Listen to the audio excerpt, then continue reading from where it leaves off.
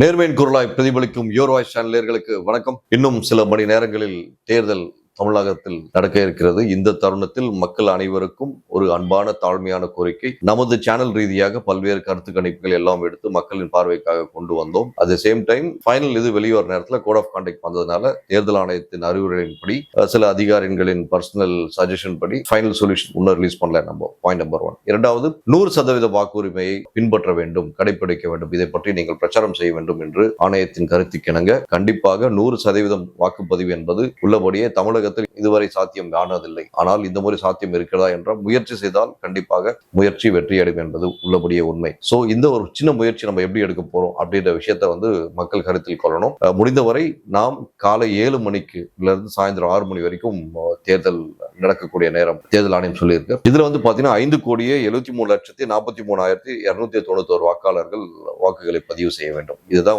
எஸ்ஏஆருக்கு அப்புறம் கிட்டத்தட்ட 40 லட்சம் பேர் எஸ்ஏஆர்ல தூக்கியிருக்காங்க. ஃபைனல் லிஸ்ட் ஆஃப் மெம்பர்ஸ் இவ்வளவுதான். இதுல பாத்தீங்கன்னா 2.93 கோடி பெண்கள், 2.80 கோடி ஆண்களும், மூன்றாம் பாலினத்தில் 7,728 பேரும் வாக்களிக்க தகுதி பெற்றுள்ளது சொல்லப்படுது. எஸ்ஏஆர்ல மொத்தம் நான் முதல்ல சொன்ன 40 லட்சம் பேர் நீக்கப்பட்டிருக்காங்க. இதுல திருப்பியும் ரீஅப்ளை பண்ணவங்க எல்லாருக்கும் பாத்தீங்கன்னா பெரும்பாலும் அப்ளை பண்ணுங்க ஜென்யூனிட்டி செக் பண்ணிட்டு ஓட்டர் ஐடி அமைச்சிருக்காங்க தேர்தல் ஆணையம். இதெல்லாம் ஒரு பக்கம் இருக்கையில் நம்ம பார்க்க வேண்டிய விஷயம், தேர்தல் ஆணையமுக்கு ஒரு பார்வைக்காக தேர்தல் நடக்கும் போது உங்க எல்லாருக்கும் தெரியும், நீங்க தான் சப்ஸ்டான்சியேட்டோட டேட்டாவோட இந்த தேர்தல இந்த இடத்துல இந்த வாக்குச்சாவடியில் கிட்டத்தட்ட 70,000 வாக்குச்சாவடிகள் சொல்லி பிக்ஸ் பண்ணீங்க. திருவள்ளூர்ல பாத்தீங்கன்னா ரொம்ப பசுமை வாக்குச்சாவடின்னு புது விஷயங்கள்லாம் பார்க்க முடிஞ்சது. உள்ளபடியே ரொம்ப ரொம்ப நல்ல ஒரு இதே பசுமை வாக்குச்சாவடி தமிழகம் முழுவதும் கொண்டு வந்தா நல்லா இருந்திருக்கும். இன்னொரு பார்க்க வேண்டிய விஷயம் என்னன்னு பாத்தீங்கன்னா, மக்கள் ரொம்ப ஸ்ட்ரெஸ் ஆயிருக்காங்க. முக்கியமா சென்னையை தவிர்த்து சென்னையிலிருந்து வேறு மாவட்டங்கள்ல போயிட்டு வாக்கு போடுறவங்களாகட்டும், வேறு மாவட்டங்கள்ல சென்னைக்கு வாக்கு போடுறவங்களாகட்டும், வேலையின் சுமை வேலைக்காக வெவ்வேறு மாநிலங்களிலும் வெவ்வேறு மாவட்டங்களிலும் வெவ்வேறு நாடுகளிலும்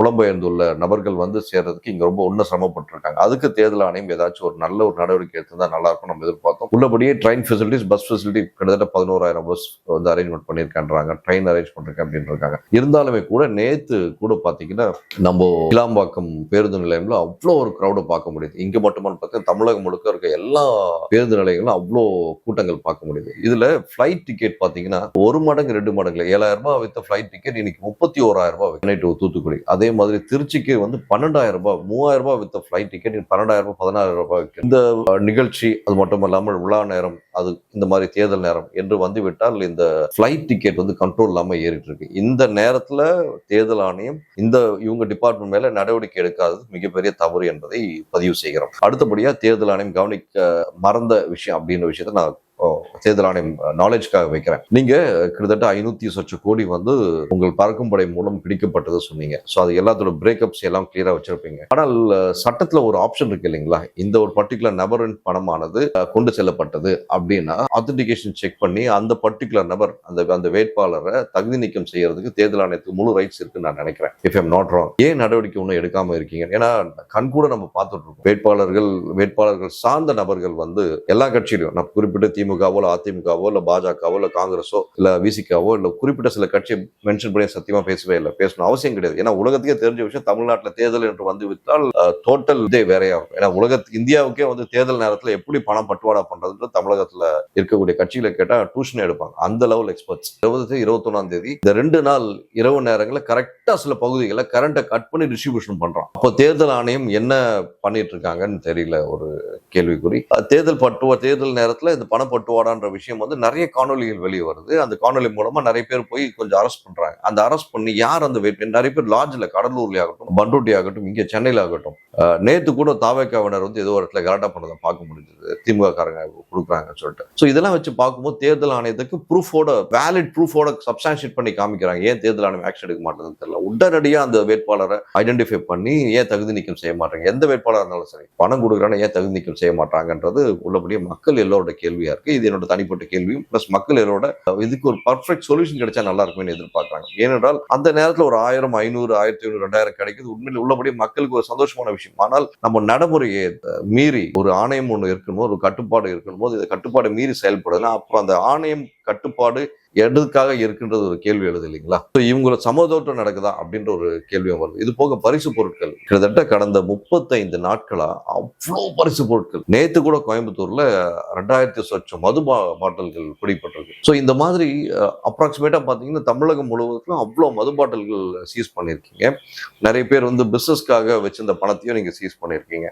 ஆனால் ஏதாச்சும் வாக்காளருக்கு கொடுக்கக்கூடிய பணமும் நிறைய இருக்கு. இதெல்லாம் சீஸ் பண்ணி என்ன ஆக்ஷன் எடுக்க போறீங்க அப்படின்ற விஷயத்த மக்கள் பார்வைக்கு உடனடியாக கொண்டு வாங்க. அப்போ maximum 24 hours 36 hours 48 hours time டியூரேஷன்ல இவ்வளவு சீஸ் ஆயிருக்கு. இந்த விஷயம் இன்னாரோடது, இந்த வேட்பாளரோடது, இந்த கட்சியோடதுன்னு சொல்லிட்டு ஏன் சொல்ல மாட்டீங்கன்றது கேள்வி வருது. என்றால் மத்திய அரசு மீது பெரும்பாலும் எல்லா புகார்கள் ஏன் வருது என்று பார்த்தால் ஐடி ரைடு வராங்க, இடி ரைடு வராங்க, எல்லா ரைடும் வராங்க. ஏன் மக்கள் முன்னாடி இவ்வளவு ரைட்ல இந்த ரைட்ல இவ்வளவு விஷயம் மாட்டியிருக்கு, இந்த மனிதர் தவறு செஞ்சிருக்காரு, இது இன்வெஸ்டிகேஷன் நடக்குதுன்ற விஷயத்தை ஏன் பிரஸ் மீட்ல கொடுக்க மாட்டாங்கன்ற ஒரு கேள்வி எல்லா மக்கள் இருக்கு. அதே மாதிரி தான் தேர்தல் ஆணையம் மேலே இந்த கேள்வி வைக்கிறாங்க. ஸோ உள்ளபடி இனி வரும் காலங்களில் இந்த விஷயத்தை கொஞ்சம் கருத்தில் கொண்டு போனா நல்லா இருக்கும். அடுத்தபடியாக தேர்தல் என்று வந்துவிட்டால் ஒரு விழா கோலம் தமிழகம் முழுவதும் பூண்டு இருக்கும் என்பது உள்ளபடியே உண்மை.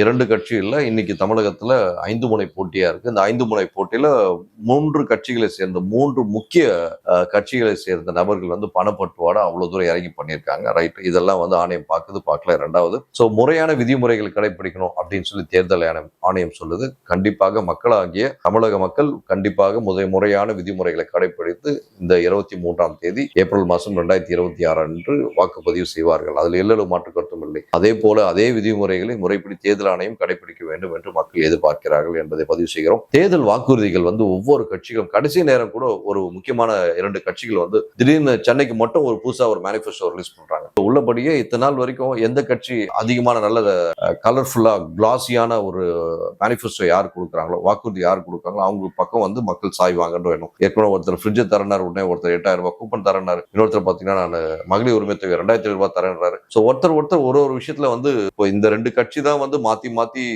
மேனிஃபெஸ்டோல போட்டு மக்களுக்கு விஷயம் செஞ்சிருக்காரு. புதுசா ஒருத்தர் வந்து நான் வந்து நியாயமான அரசியல் கொடுப்பேன், இந்த 2 கட்சிக்கு ஒரு மாற்றம் கொடுப்பேன் அப்படின்லாம் சொன்னாரு. அவரும் பார்த்தா கடைசியில இந்த 2 கட்சி மாதிரி தான் இருக்கிறாரு பார்க்க முடியுது. ஸோ ஒரு பழமொழி இருக்கு, ஆங்கிலத்திலும் இருக்கு, தமிழிலும் இருக்கு. No devil is better than unknown angel சொல்லுவாங்க. ஸோ தெரியாத தேவதையை விட தெரிந்த போய் எவ்வளவு பரவாயில்லைன்னு சொல்லுவாங்க. அதனால எந்த பர்டிகுலர் கட்சியை நான் வந்து தாக்கியோ இல்ல குற்றம் சொல்லியோ பேசல. மக்கள் யோசிக்கணும், எந்த கட்சி வந்தாலும் இந்த 2 கட்சியானது புதுசா யார் வந்தாலும் இந்த 2 கட்சியும் அவ்வளவு சீக்கிரம் வந்து தலை தூக்க விட மாட்டாங்க. ஒண்ணு. இரண்டாவது, எப்பேற்பட்ட ஒரு சூழ்நிலை ஏற்பட்டாலும் குறைஞ்சபட்சம் இந்த 2 கட்சி நினைச்சா மேக்சிமம் 1 வருஷம் 1.5 வருஷம் மட்டும்தான் தாக்கு பிடிக்க முடியும். அதே மேல தாக்கு பிடிக்க விடவே மாட்டாங்கன்ற ஃபேக்ட். சரிங்களா? இது வச்சு எந்த ஒரு பேச்சாளர் இருந்தாலும் தயவு செய்து வாருங்கள், டிபேட் செய்யலாம். சரிங்களா? இப்படி இருக்கும் சூழல்ல மக்கள் உங்களோட வாக்குகளை வேஸ்ட் பண்ணாதீங்க. ஏனென்றால் வேறு வழி இல்லை அப்படின்னு சொல்ல வரல. ஒரு மாற்றத்தை நோக்கி நாம் போக வேண்டும் என்றால் அந்த மாற்றம் நம் மக்களுக்கு, நம் இளைஞர்களுக்கு, முக்கியமாக வரும் சங்கதியினருக்கு முறையா போய் சேரணும்னு நினைச்சா சரியான தலைவரை தேர்ந்தெடுக்க வேண்டியது ஒவ்வொரு தனி மனிதன் கடமை. அந்த தனி மனிதன் கடமை எப்படி இருக்கணும் அப்படின்னு பார்க்கும்போது, முதல் முறையா 18 வயது பூர்த்தி அடைந்தவர்கள், தான் தலைவர் ஒரு சினிமால இருந்து வந்தவன், ஸ்போர்ட்ஸ்மேனா வந்தவன், அரசியல் பேக்ரவுண்டா வந்தவன், இந்த தலைவரோட பிள்ளையா இருக்கான் அப்படின்ட்டுலாம் பார்க்காம உனக்கு இந்த தலைவனை செலக்ட் பண்ணா பர்ஃபெக்டா இருக்கும்டா நாடு அப்படின்னு சொல்லி தோணுச்சுன்னா கரெக்டா அவனை பத்தின விஷயங்கள் உள்ள உட்காந்து நோண்டி பார்க்கணும். அப்படி நோண்டி பார்க்கும்போது உங்களுக்கு அவர் மேல எவ்வளவு கிரிமினல் ரெக்கார்ட்ஸ் இருக்கு, நாட்டுக்கு என்னென்ன நல்ல விஷயங்கள் செஞ்சிருக்காங்க, என்னென்ன பாதகமான விஷயங்கள் செஞ்சிருக்காங்க, முறையா டாக்ஸ் கட்டியிருக்கானா, முறையா வந்து எந்த வகையான கிரிமினல் ஆக்டிவிட்டிஸ் சம்பந்தப்பட்ட நபரோட தொடர்பு இல்லாம இருக்கானா அப்படின்ற விஷயங்கள் எல்லாத்தையும் ஒவ்வொரு நபரும் 18 வயது பூர்த்தி அடைந்த ஒவ்வொரு இளைஞர்களும்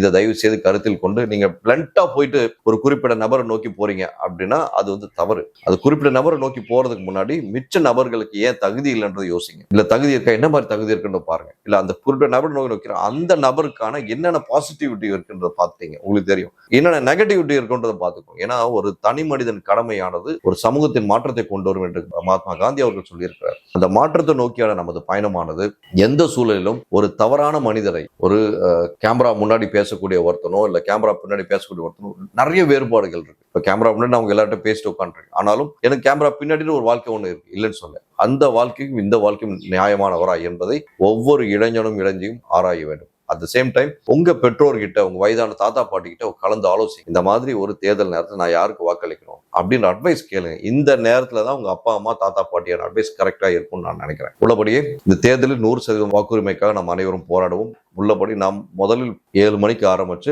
இந்த வெப்ப நேரத்துல நம்மளால் முடிந்தவரை கையில் தண்ணீர் கொண்டு வாக்குச்சாவடி செல்லுங்கள். முறையா லைன் நின்று வாக்கு செலுத்திட்டு வெளியே வந்து எவ்வளவு வெப்பம் இருந்தாலும் சரி நாம வந்து நம்ம என்ன பண்ணணும், நம்மளோட உடலை பாதுகாக்கணும். அட் த சேம் டைம் ஓட்டு போட்டு வெளியே வந்த செகண்ட்ல கையோடு நம்ம நண்பர்கள், உறவினர்கள், சொந்த பந்தம் எல்லாருக்கும் வாக்குச்சாவடியில போயிட்டு வாக்கு செலுத்துங்கன்னு சொல்லி இன்சிஸ்ட் பண்ணி பேசுங்க. உடல் முடியாதவங்களுக்கு வேற ஏதாவது டிபார்ட்மெண்ட், தேர்தல் கமிஷன் மூலமாக போலீஸ் டிபார்ட்மெண்ட் ஹெல்ப்பை வச்சு நீங்க அவங்க வாக்களிக்கிறது ஏற்பாடுகள் பண்ணுங்க. மீண்டும் நல்ல சந்திப்பு சந்திப்போம். நன்றி, வணக்கம்.